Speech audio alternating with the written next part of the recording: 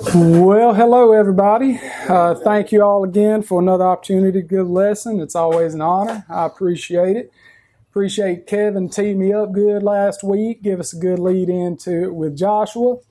Actually, after his lesson, we talked a little bit about that. He said something interesting. Maybe y'all have heard this, but some people consider Joshua to be the first judge, and I thought that was interesting because we know that Samuel was a judge, and so they kind of make the bookends for the judges, and I'd never really thought of that. So wanted to mention that so I could also tee it up for Brother Scott, who will be taking Samuel next week. So we're certainly looking forward to that. And we can jump right into our look at the book of Judges today. So no better way to start a study on the book of Judges than by discussing best practices for judging people. No, I'm just kidding. That's not what this book's about. What we know about the judges, we know that they were military leaders appointed to bring Israel back to or closer to God. They weren't black robe, gavel banging. They were military leaders, and we know that they were only successful because God raised them up and continued to be with them. We also know that the Holy Spirit was with them, as the phrase, the Spirit of the Lord came upon him, appears in Judges 3:10, 6:34, 11:29, 14:19, and 15:14. And in 13:25, it mentions the Spirit stirred Samson from his youth. So we see the Holy Spirit throughout the book of Judges as well. Now, I particularly like Judges because I think that it shows so much in such a relatively short book. It encapsulates so many of the main themes that are seen throughout the Bible. And I'd almost want to say that it's got the most in such a short time and such an exciting book. So it's got a few things that are specific to it. For example, Judges specifically shows us what it looks like when people do what is right in their own eyes. It tells us what that leads to, and it gives us an idea of what we can do to maintain our spiritual integrity in an evil world. But these are specific to Judges. Some of the recurring themes throughout the Bible that are shown, and there's quite a few of them, but these are just a few. It gives us a clear view of God's character and our relationship with Him. It shows clearly the cycle of sin and redemption, the danger of moral relativism, the need for righteous leadership, the consequences of incomplete obedience, what it looks like when we do and don't follow God, how spiritual decline begins and what the results of it are, examples of His use of imperfect people, and ultimately that God is our true and only deliverer. We can see all of this in this one book, although these are recurring themes throughout the entire Bible. Obviously, we can't go through each one of these individually, but they were worth mentioning here. So for a little 30,000-foot view of Judges, you can kind of break it down into three sections. Chapter 1, verse 2 through 5 tells of Israel's failure to complete the conquest in Canaan. Chapters 2 through the end of 16 tells the cycles of apostasy. And 17 through the end of the book and 21 tells the extent of Israel's depravity. So to get a deeper look than this, you really got to understand what the cycle of apostasy actually is. And so it's worth mentioning that apostasy means a formal abandonment of faith, but specifically for the book of Judges, they say the cycle of apostasy. This was the cycle that the Israelites got caught up in. They would serve the Lord. That was where they were at when they got there. They were serving the Lord. But then they would fall into sin and idolatry, become enslaved, cry out to God. He would raise up a judge, deliver them, and then they would serve the Lord again. And this cycle, this is pretty much from chapter 2 through chapter 16, this is pretty much it. You could almost break that section down into 12 or 13 more sections, depending if you want to count Abimelech, because technically God didn't raise him up, so he's not, so a lot of people don't consider him a judge, but 12 or 13 mini sections. What I really want to focus on here is this gap between Israel serves the Lord and Israel falls into sin and idolatry. We're going to focus a lot on what happens in that gap. How does that happen? Because that's what starts the rest of the cycle. But continuing with the overview, We know that after this section is the end, 17 through 21 really tells stories that give us a better idea of how Israel was living at the time, and we can take a lot away from that. Now, you all know, because many of you have heard my lessons are like a good game of pinball. A lot of bouncing around, a lot of noise. So I'm always going to give you some points that you can take away. If you don't get anything else from the bouncing and the noise, take these things away. We're going to keep coming back to these. Don't turn from God during easy times. Stay faithful, even through fear. Give thanks always. Eliminate all distractions and other gods. And I want to pause here because modern idolatry looks a little different than Old Testament idolatry. We think of the Old Testament idolatry as idols and altars, but modern idolatry is still as much of an issue. There's several good descriptions of what idolatry is, but I really like this one. It is an exchange of glory. We see in Romans 1, he says, they exchanged the glory of the incorruptible God for an image in the form of corruptible man. Even the most devoted Christians today find themselves exchanging time with God for digital distractions. So we have just as much of a responsibility to eliminate our distractions and our other gods as they did, as well as refraining from allowing people who cause us to stumble to remain in our lives. We're going to see these all throughout the book in different places. Now, these are my key points, but I do have a fundamental proposition that I want to give you all today based off of Judges chapter 17, verse 6, and chapters 21, verse 25. It says in both of those places, in those days, there was no king in Israel, and everyone did what was right in his own eyes. And I suggest to you today that this is the same, very similar time that we're living in today. People worship themselves and their own ideas. They become their own gods. They don't show respect for God, and they do what they feel is right. And we can see what that has led us to. We see what it led the Israelites to. You hear people say often, well, I've never seen the lights. I never thought I'd see the day. The world's in such a bad shape. It's the worst it's ever been. But is it? Is it any different now than it was then? Israel, we see Israel's depravity throughout the book, but it's really focused in on in the last few chapters. So just for the sake of illustration, I have a few news headlines from today that I want to compare with what those news headlines would have been back in the time of the Judges. Now, I will confess that I solicited the aid of AI to find these headlines. And I also had to sort through them and find ones that were appropriate for church, because given the state of our country and our world and the state of Israel's, that was a bit of a challenge also. So this is strictly for the sake of illustration, but do know that these headlines that I fell on, they're not one-off occurrences. So let's see one of them from today.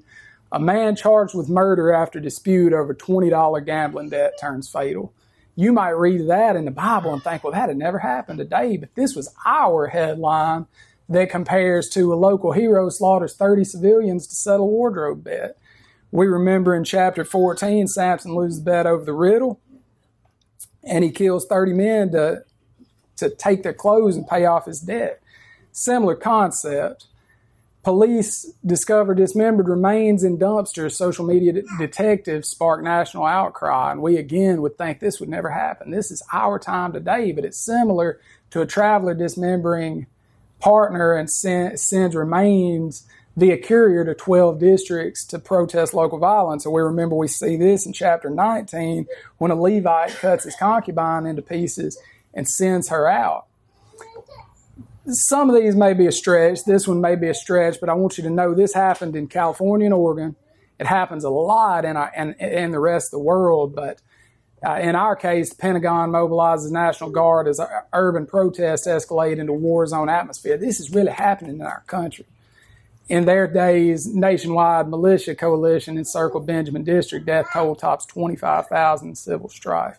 Now, again, this is more of a global issue than national for us, but we are seeing this. And the point is that these are very similar times. Again, this is just for illustrative purposes, but it is a very similar time that we're living in, and one in which society worships itself, studies itself, follows its own judgments. And I can't help but ask, how did we get to this, especially here in the United States? This is supposed to be one nation under God. How did we find ourselves in this situation? And through that question, maybe we could look at what did Israel do that found them in their situation, and maybe we can find an answer. Well, the very first part of it, they disobeyed God. That's the very first part. I mentioned that gap between serves God and falls into sin and idolatry. That happens by simply disobeying God. That was the very first part of it. They didn't drive out the inhabitants of the land. We see this in chapter 1 and 2. They talk about this specifically, how they did not eradicate these people.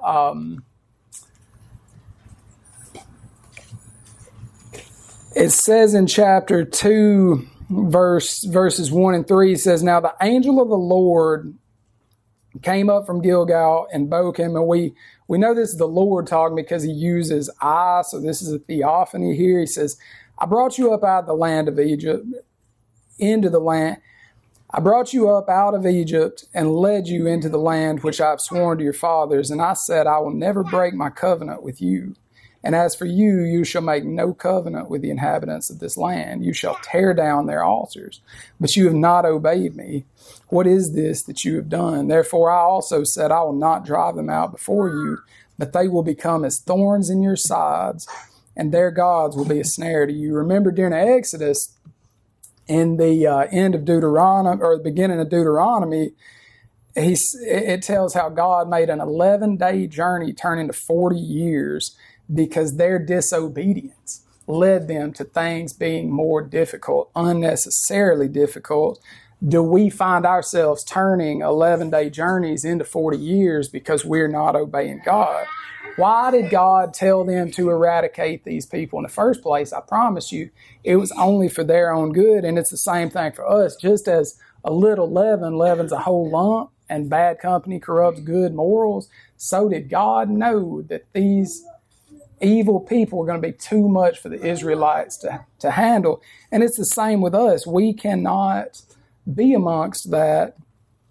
So he told them, drive these people out. They didn't do it. He tells us to do certain things. If we don't do it, certainly our lives will be unnecessarily difficult. This is the main contributing factor that leads us from serving God to falling into sin and idolatry. Well, let's see what happens to them because of this. Well, the very first thing, they start following the examples of the people who were in this land. It tells of them capturing Adonai-Bezek, and they cut off his thumbs and big toes. The reason they did that was because, consider back then, a warrior with no thumbs and no big toes, he couldn't fight. It'd render him useless. So, but this wasn't a God-given practice. This wasn't something they picked up from God. They picked this up because that was the practices there. We know this because Adonai-Bezek said 70 kings with their thumbs and big toes cut off used to gather scraps under my table. And now the same has been done to me. So they picked this up from the practices of the surrounding people. Bad company is poisonous, and we know that from chapter 1, 4 through 7. But in chapter 2, it tells them how they continued. It tells us how they continued in this cycle of apostasy. It really gives the overview of what that looks like. It says, the Israelites did what was evil in the Lord's sight. They worshipped the Baals and abandoned the Lord, the God of their ancestors who had brought them out of Egypt. They followed other gods from the surrounding people and bowed down to them. They angered the Lord, for they abandoned him and worshipped Baal and the Ashtoreths. The Lord's anger burned against Israel, and he handed them over to marauders who raided them. He sold them to their enemies who surrounded them, so they could no longer resist their enemies. And verse 15 has the most scary part of it all. It says that whenever the Israelites went out, the Lord's hand was against them to bring disaster, just as he had promised and sworn to them, so they were in great distress. Whenever the Israelites went out, the Lord's hand was against them. Do we stand any chance of doing anything if the Lord's hand is against us? Certainly not. So they can continue to sin up to Judges, where it's told about in chapter 3, verse 9, until they finally cry out and God delivers them, Othniel. And this is the first part of this. This is how the first cycle went. And so we look at that and we say, do we only serve God when things are going good? Or maybe do we only serve God when things are going bad? Or do we find ourselves saying, we could follow God better if only we had more time, if only we had more money or resources or freedom, if only we could serve Him better. Then we fall into sin and we have to cry out to Him. The question lies, how do we just stop at Israel serves the Lord? How do we not fall into sin and idolatry? Can we stop at only serving the Lord and not fall into sin and idolatry, become enslaved, and have to cry out to the Lord? Well, today I want to tell you that we can. We can stop at Israel serves the Lord. So what's the difference for us versus them? Today we have a king. We have an ultimate king who's never going to fall from power. He's never going to fall away from us, that we can fall away from him. And ultimately, this alone is what is going to save us. It is Jesus who is going to save us. But there are some things that we can do. We have the resources to know what to do to make our work for him more effective and more efficient. People today like to say, well, the Old Testament folks had it easier because God was more involved with them. He talked to them more directly. And so why wouldn't they follow him? He comes down, talks to them. Of course, it's easier for them. The Old Testament people would say that we today have it easier because we have Jesus, and they'd be right about that. But we still like to say that they would have it easier because God was more involved in their lives. Well, would it make a difference if God came down and told us directly what to do to our faces? If he showed himself more clearly, would it make a difference? I don't think it would, because we've already seen in Exodus 14 and 19, Numbers 16, and we're going to see in Kings 18, where he's shown himself in indisputable ways, and it's made no difference. They still fall off. So there's no wonder why Paul tells us in 2 Corinthians 5:7 that we walk by faith and not by sight. What we have today is both. We have Jesus and we have God giving us direct instructions. God told them what to do so they would know how to make their lives easier. Jesus told us what to do to make our lives easier, plus get closer to God. And Paul told us what to do to make our lives easier, get closer to God, and become more Christ-like. So I encourage everybody today that we have everything that we need here today now to not fall from serving the Lord into sin and idolatry. Now, there are many notable judges that I would love to talk about. In fact, I lured Lacey here under false pretenses because I promised her I would touch on Samson and Delilah. And I did tell her this is not my letting her know that. I told her before she was here that I was not going to be able to get to that. There's just so much in this, and I'm not going to be able to get through all of them. So I am sorry about that. But we can see all of the lessons that are specific to Judges and all of the recurring themes throughout the Bible, all in the same story, which is Gideon's. So I want to focus a little bit on Gideon. Gideon was fearful. He was lacking in faith. Some might even say he was a coward. He was hiding in a wine press threshing wheat. And when God did give him an order that he followed, he told him, go and tear down this altar. He did it at night. And then he didn't even claim it. His daddy had to talk him out of it because he didn't want to claim it. But God saw what he was, not what he could be. Very similarly to Moses, God saw a warrior in him. Although Gideon was quite skeptical, when God did give him an order, he told him, his job really was to destroy the Midianites. He was the new judge being brought up to bring Israel back to God, and so he had to destroy these Midianites. He was skeptical, and the first thing he did, he's like, well, let me put out this wool. He says the first time, I think he said, let the wool be wet, let everything else be dry. And, of course, God granted him that. So he said, now, don't be mad, but I kind of want to make sure of this, so let's do it backwards. Let's let the wool be dry and let the ground be wet. And so God granted him that, too. I can understand why Gideon was apprehensive and why he wanted this extra assurance, but it is worth noting that his first order was to tear down the altar to the other gods, and we'll talk a bit more about that as well, but I think it's important to understand that we can't go and eliminate all of the other evil if we're going to come home to our own problems again. They couldn't go out and destroy the Midianites and then come back home to a bunch of altars. It would have done no good. But at any rate, his ultimate mission was to destroy the Midianites. Oh, wait a minute. He was ultimately commissioned to do it with 300 men. At the time, he thought he had 30,000. God told him, get them all together. So even in this, his doubtfulness, his wanting assurance, he thought he had 30,000 men. And then God started whittling them down. He says, send back all the ones that are afraid. I cut out 20,000 right there. And then he starts giving him seemingly arbitrary ways. I don't really know how God determined this is how we're going to choose these, but he whittled them down to 300 men. And so that was ultimately his commission, was to destroy 136,000 soldiers with 300 men. Now you say that and you think there must have been some miraculous bloodbath here, but there really wasn't. It was divinely driven psychological disorientation. They took ram's horns, clay pots, and torches and created, using psychological warfare, the idea so scary that these men in the dark started murdering themselves. They thought they were fighting this big army. They were fighting themselves.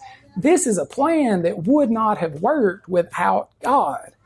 But what if Gideon had started with 300 people? He was already so doubtful.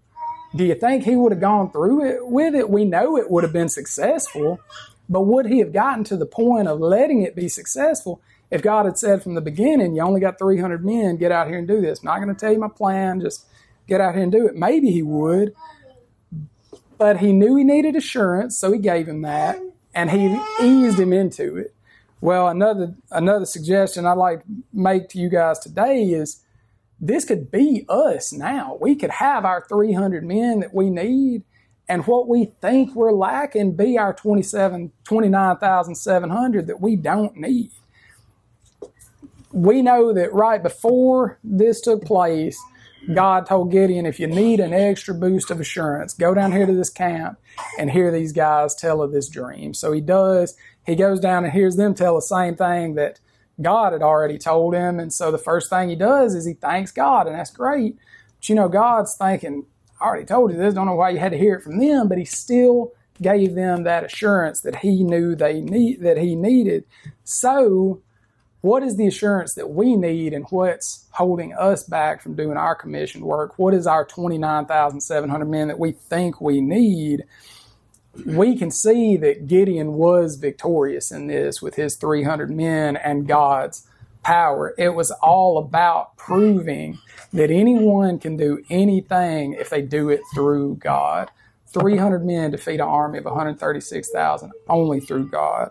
But we know that Gideon's, we got to be careful of Gideon's ending, because once he won this battle, he did immediately thank God and he gave glory to God, and they said, you be our king. He said, no, I'm not going to be a king. God's your king. But we know in the end he did start acting like a king and not necessarily a good one, which is what led to the Abimelech thing. So we do need to be weary of that. But we can, through this story and other things that we know about Judges, what can we see that the Israelites did to combat evil in the world? Well, we know that they cried out to God, and I will say even today, crying out to the Lord is the best thing that we can do. But I also want to say that the Israelites cried out to God in the desert during the Exodus. It didn't make the journey any shorter. Different actions could have made that journey shorter. Obeying God could have made it easier. But we can still cry out to God, and that is all it takes. But there's action that we can take that will make it easier for us. God gave the judges actions to take, and they did take them. And so we can learn from that as well. that the first thing they did was tear down their altars. Then they went and eradicated the people. We fix ourselves, and then we can start cutting out the other distractions. But if we're worshiping the wrong thing to begin with, then cutting everybody else out is not going to change that. We know that the judges did lean on the Spirit as well. But one that we have not gotten to talk about, and maybe y'all thought I was going to forget her, but we're going to talk about how simply being a good person in the sight of God might be one of the best combats that we have, the best defenses that we have against evil in the world. And I stress good person in the sight of God. We're going to sidestep into Ruth here, and we're going to see how she and Boaz served as incredible examples of maintaining spiritual integrity in the face of an evil world. Because something that people forget about Ruth, maybe I'm the only one that forgot this, it's the very first sentence in the book, and it's not dwelled on that I've really known. The very first sentence of the book says, during the time of the judges. Well, that's important because that tells us that everything that comes after this happened during this terrible, evil time. So we're going to see some important components of this in terms of Ruth and Boaz. Selflessness, respect for order, and righteousness is what carried them through this time. So the SparkNotes version of Ruth is Ruth marries Naomi's son. He dies, and so does her father-in-law, so that'd be Naomi's husband. So Ruth and Naomi are essentially left alone. Again, this is SparkNotes version, but they're essentially left alone. They move to Bethlehem, where Ruth goes to gather food for them, and she goes to gather after the harvesters. She did not steal this food. She asked Boaz, "May I do this?" He saw good in her and decided to help her. He told her not to gather after the harvesters, but gather from the bundles. He told the women, allow her to drink from his water supply, told the men to treat her with respect, and he really started taking care of her. And I believe that there were three main contributing factors to why he was so good to her. For one, I really believe that she was a ray of sunshine to him in a dark time. I think that God worked on both of their hearts for both of their sake. And I think that, of course, the Bible tells us, too, that he was moved by what she had done for Naomi. And so Naomi tells her, in kind of a funny way, she gives her very specific instructions. She says, go and lay at his feet when he's in a good mood. She said, and that's the funny part, is make sure he's in a good mood. This is how you're going to do it. Go lay at his feet, and he'll conduct the rest. So we can see that God is driving this because Boaz has already helped her quite a bit to this point, and he could easily have thought a number of bad things about her when he woke up and realized this lady's at his feet. Could have thought she was a bum all this time, but especially to this point, could have thought she was being a little promiscuous, like she was trying to use her women's wiles to get him to give her more than what he had already given her. But he knew her character, and he accepted her surprise presence favorably. And he obviously had feelings for her, but he knew too that there was somebody else in line for her hand before him. So they didn't act on any passions that night. He went straight away the next day to the other fella in the presence of plenty of witnesses, totally above board, and he asked this guy, would you be okay with me doing this? Now they struck this deal, again, totally above board, plenty of witnesses. They used an ancient form of striking this deal involving a sandal. He did everything right, and a guy told him, yeah, go ahead. But the deal was, the deal centered around not just Ruth's hand, but the right to her hand came with land that Naomi owned. So he didn't try to snake Ruth. He tried to buy this land and also help Naomi. So during this time, which we know is a bad time in Israel's history, Boaz is concerned only with Ruth and Naomi and this other man who was entitled to what he really wanted. Ruth is only concerned for Naomi and eventually Boaz. So these two selfless people combated the evil in this world at this time by being selfless, caring, kind, respectful of God's laws and the laws of the land. And even though a number of things could have kept them apart, God granted that they be together once they were in the good side of God. They knew that they did everything right. They conceived a child. That child became the grandfather of David. And so why do I say that simply being a good person in the sight of God may be one of our greatest defenses? Because this led directly to the genealogy of Jesus during a worst time, one of the worst times in Israel's history. They served God, and they didn't fall into sin and idolatry. So we can see from their examples that even at this time it was possible. None of these aspects were being represented by Israel during the time of the judges except by a very select few people. So then our question again is, are we part of the majority or are we part of the select few? If Judges were being rewritten today, what would be said about you? Would you be in it?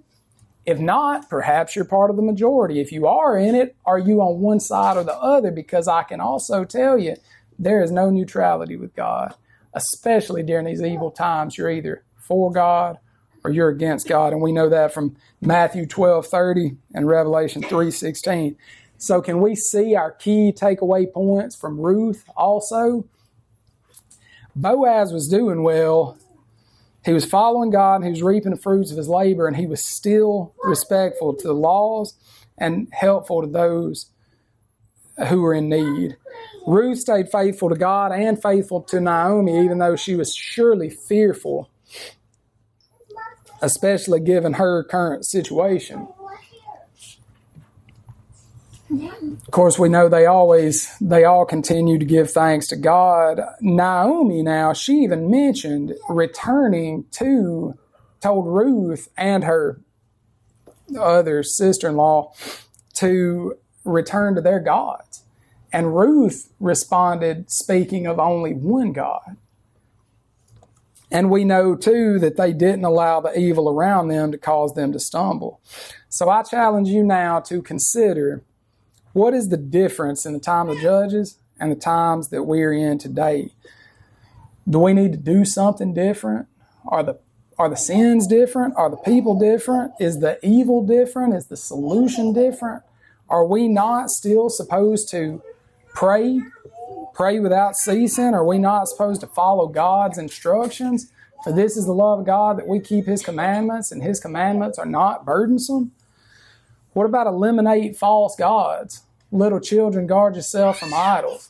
Or eradicate evil people from our lives. Do not be deceived. Bad company corrupts good morals. Should we still lean on the Spirit for guidance? But I say walk by the Spirit, and you will not carry out the desire of the flesh. And I know we should do this one because Jesus said it Himself, to be a shining light in the darkness of this world. He said, let your light shine before men in such a way that they may see your good works and glorify your Father in heaven. This is how we combat the evil in today's world. This is how we escape the time of the judges that I'm all the more convinced that we're living in. Who here today needs a reset? Who has fallen into sin and idolatry? Who feels enslaved by sin? Who needs to cry out to the Lord? God doesn't have to raise up a judge for us because He's already raised up a king. He raised up His Son, and that judge will certainly deliver us all. The difference in this judge is He'll never fail us. He'll never leave us. He'll never let us down, and He'll never go away that we can fall away from Him. If we fall away from Him, it's because of us, and we have only to cry back out to Him, and He'll deliver us again. If you find yourself in any place of the apostatic cycle other than serving the Lord, we have 3 great elders here who can help guide you back to serving the Lord. If you're on fire in the Spirit right now and you feel like this, you want to confess that, this is just as good a time for that. Public confession does not have to just be limited to public confession of sin. It can be a public confession of faith. I appreciated Scott last week praying for courage for all of us. Did anybody feel more courageous? I know I did. If anyone has need to cry out to God today and needs some guidance on how to do that, please don't hesitate. Don't delay. Don't make God have to take away your 29,700 soldiers to prove to you that you didn't need them. You got all the tools you need, the time you need. Everything you need is in God, but we're here for you too. If there's anything that we can do for you, please don't hesitate. Come on up as we stand to sing.